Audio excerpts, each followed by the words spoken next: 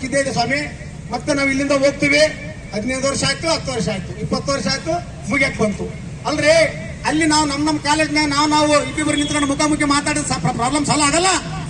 ಇಲ್ಲಿ ಇಡೀ ಬದುಕನ್ನ ಬಿಟ್ಟು ನೀವು ಬಂದಿದ್ದೀರಿ. ಎದಕ್ಕೆ ಸಲ ಬಂದಿದ್ದೀರಿ? ಈಗ ನಾವು ಬಂದಿರೋದಕ್ಕೋಸ್ಕರ ಒಂದೇ ಧ್ಯೇಯ, ಏನು? ನಮ್ಮನ್ನ ಕಾಯಂಗೊಳಿಸಲೇಬೇಕು, ಇಲ್ಲ ನಮಗೆ ಸೇವಾ ಭದ್ರತೆ ಕೊಡಲೇಬೇಕು.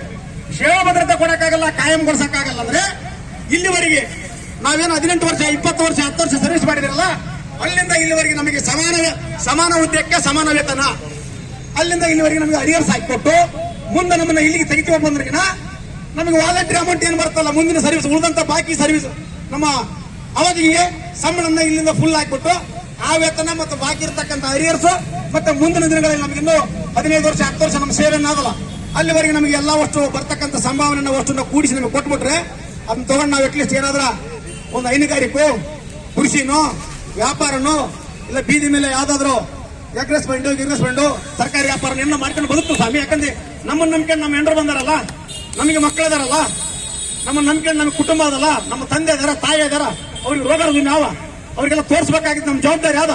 ಮಗ MA ಓದ್ಕೊಂಡ, PhD ಓದಿಸಿದೀನಿ, ಅತ್ಯಂತ ಬಡತನದಲ್ಲಿ ಅವನಿಗೆ ಬಹಳ ನಾನು ಕಷ್ಟಪಟ್ಟು ಅವ್ನು MA PhD ಮಾಡಿಸಿದೀನಿ, ನೆಟ್ ಪಾಸ್ ಮಾಡ್ಯಾನ, ಸ್ಲಟ್ ಪಾಸ್ ಮಾಡ್ಯಾನ, ನನ್ನ ಮಗ ಡಿಗ್ರಿ ಕಾಲೇಜ್ ಪ್ರೊಫೆಸರ್ ಅಂತ, ಲೆಕ್ಚರ್ ಅಂತ, ಏನೋ ಬೆಂಗಳೂರಿಗೆ ಹೋಗಿದ್ದಾನೆ, ಬಹುಶಃ ಏನೋ ಪರ್ಮನೆಂಟ್ ಆತಾವಂತ, ಪರ್ಮನೆಂಟ್ ಆದ್ರೆ ಲಕ್ಷಗಟ್ಟಲೆ ಸಂಬಳ ಅಂತ, ಎಂತ ಏನೋ ಕನ್ಸ್ಕೊಂಡಾರ ಅವರೆಲ್ಲ. ನಮ್ಗೆ ಏನ್ ಕೊಡ್ಸಕ್ಕಾಗದ ಅವ್ರಿಗೆ? ಹಬ್ಬ ಅಂದ್ರೆ ತುತ್ತಿನ ಚೀಲ ತುಂಬಿಸೋದ್ ಬಿಟ್ರೆ, ಹಬ್ಬ ಅಂದ್ರೆ ವರ್ಷಕ್ಕೆ 2 ಜೊತೆ ಬಟ್ಟೆ ಕೊಡಿಸಿರ್ಬೋದು, ಬೇರೆ ಎಲ್ಲಿ ಕರ್ಕೊಂಡು ಹೋಗಕ್ಕಂತ ಆಗೋದಿಲ್ಲ. ಯಾಕಂದ್ರೆ ನೀವು ಬರಕ್ಕೆ ಬಸ್ ಚಾರ್ಜ್ ಕಮ್ಮಿ ಆದ, ಯಾಕಂದ್ರೆ ಸಂಬಳ ಆಗಿಲ್ಲ, ಅಕೌಂಟಿಗೆ ಬಂದಿಲ್ಲ, ಅವ್ರು ತಕ್ಕಿಸ್ಕೊಂಡಿನಿ, ಇವ್ರು ತಕ್ಕಿಸ್ಕೊಂಡಿನಿ, ಮನೆ ಬಾಡಿ ಕಟ್ಟದ ಹೆಂಗ, EMI ಕಟ್ಟದ ಹೆಂಗ, ನಾಳೆ ಪೆಟ್ರೋಲ್ ರೊಕ್ಕ ಹೆಂಗ, ದಿನನಿತ್ಯ ಎಲ್ಲಿವರೆಗೆ ಸ್ವಾಮಿ? ನಮ್ಮಂತ ಇಷ್ಟೊಂದು ವ್ಯಾಸಂಗನ್ನ ಪಡೆದುಕೊಂಡಂತವರಿಗೆ ಇಷ್ಟು ಅಸಹಾಯಕತೆ ಬಂದವಾಗ ಸಾಮಾನ್ಯ ಜನರ ಪರಿಸ್ಥಿತಿ ಏನಾಗಿರ್ಬೇಕು?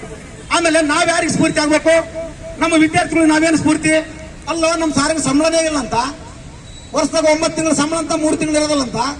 ಅದೇ ಅವ್ರ ಪರಿಸ್ಥಿತಿಗಳು ಅಂದ್ರೆ ನಮ್ಮ ಬಟ್ಟೆಗಳನ್ನ ಇಸ್ತ್ರಿ ಮಾಡ್ಕೊಳ್ಳೋ ಲೆವೆಲ್ಗೆ ಬಂದ್ಬಿಟ್ಟಿವಿ. ಈಗ ನಾವು ಹಾಕೊಂಡು ಹೋಗ್ತಕ್ಕಂಥ ಚಪ್ಪಲಿಗ ಬೂಟ್ಗಳೆಲ್ಲ ಹರಿದೋಗವ. ಇವ್ರು ನೋಡಿ ಅವರಿಗೆ ಒಬ್ಬ ಗ್ರಾಜುಯೇಷನ್ ಪಾಠ ಮಾಡ್ತು ಅಂತಂದ್ರೆ ನಾವು ಎಷ್ಟು ಡಿಗ್ನಿಫೈ ಆಗಿರ್ಬೇಕು, ಒಂದು ವೈಟ್ ಕಾಲರ್ ಜಾಬ್ನಾಗ ಇದೀವಿ ಅಂದ್ರೆ ನಮ್ಮ ಎಷ್ಟು ಶಿಸ್ತಿನ ಬಟ್ಟೆ ಇರಬೇಕು, ನಾವು ಅವರಿಗೆ ಆದರ್ಶ ಆಗ್ಬೇಕು. ನಮ್ಮ ವಿದ್ಯಾರ್ಥಿಗಳಿಗೆ ಆದ್ರೆ ನಾನು ಲೆಕ್ಚರ್ ಆಗ್ಬೇಕು, ನಾನಾದ್ರೂ ಇದ್ರಾಗ ಸಾರಂಗ್ ಪ್ರೊಫೆಸರ್ ಆಗ್ಬೇಕು.